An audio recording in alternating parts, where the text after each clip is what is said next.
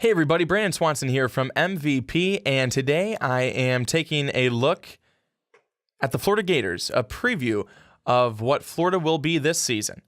10-4 last year, in kind of a surprise effort, taking the SEC East title under Jim McElwain in his first season with the Gators, and really, it was a great first season with the Gators for Jim McElwain.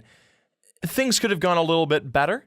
Will Greer maybe, not get suspended, because Florida then started to spiral a little bit after that.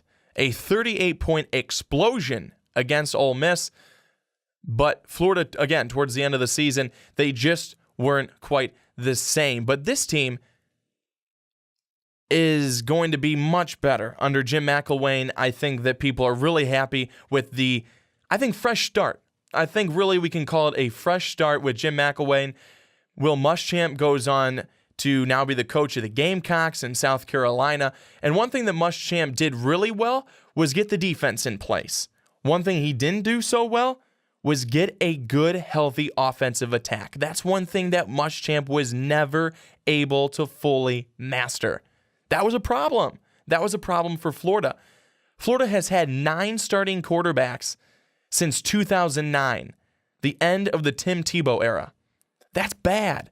That is really bad. And some of this being repeated from the SEC podcast with Ricky Widmer and myself. But really, if you don't have a solid quarterback from all those times you go through 9, that's not good for the rest of the team. That's definitely not good for the rest of the offense. So McElwain's going to be turning to Jack Del Rio's son, Luke Del Rio.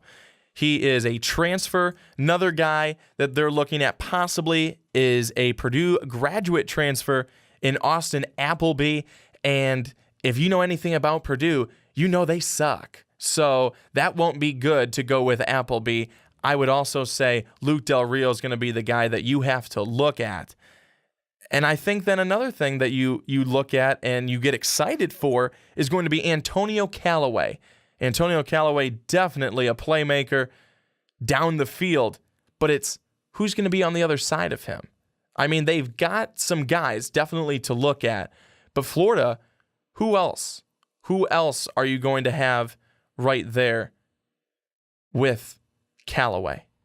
And then, of course, running the football, we'll have Jordan Scarlett.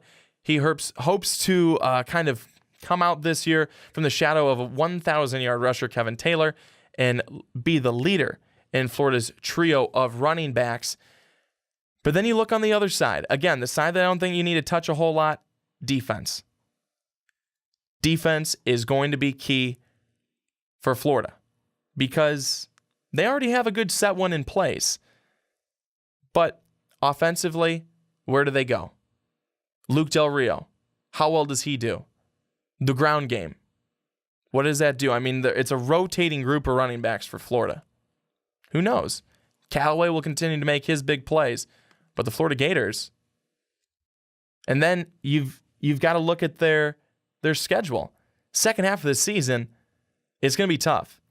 At home versus Georgia, on the road at Arkansas, and then they end at Florida State. And a couple other games. Saturday, September 24th, at Tennessee. Saturday, October 8th, home against LSU. You look at 3 big teams. On the east side, you look at Tennessee, Georgia, and Florida. And of those 3, I believe Florida is the weakest. But it all comes down to that offense and how consistent they can be. Thanks so much, everybody, for checking out the preview here today. And make sure you go down below in the comments section and let me know what you think. Did you like it? Did you dislike it? Do you think a little differently than I do? Do you think, offense, defense, quarterback, whatever position or side of the football you think that is going to do it or not do it for this team? Make sure you comment down below. I want to hear it. I want to make sure I get the feedback from you, the fans. And then, of course, I've always got this mumbo jumbo over my left shoulder here. I hardly ever say any of it because I don't know really what it is. Make sure to check out Most Valuable Podcast on Twitter at Most Valuable Pod. Make sure you check me out because why wouldn't you want to? At Young Swan 19 young_Swan19. If you check out just young Swan19, you're going to find someone completely different. That's not me. That is not me. And we have a lot of other things. Make sure you become a patron. If you love us, make sure you check out our Patreon page, because why wouldn't you? There's really no reason not to. And of course, make sure you check us out on Bumble and Tinder. And as they say, swipe right to like, swipe left if you dislike. And on Bumble, you get to shake it if you messed up. So swipe it right, folks. We know you want to.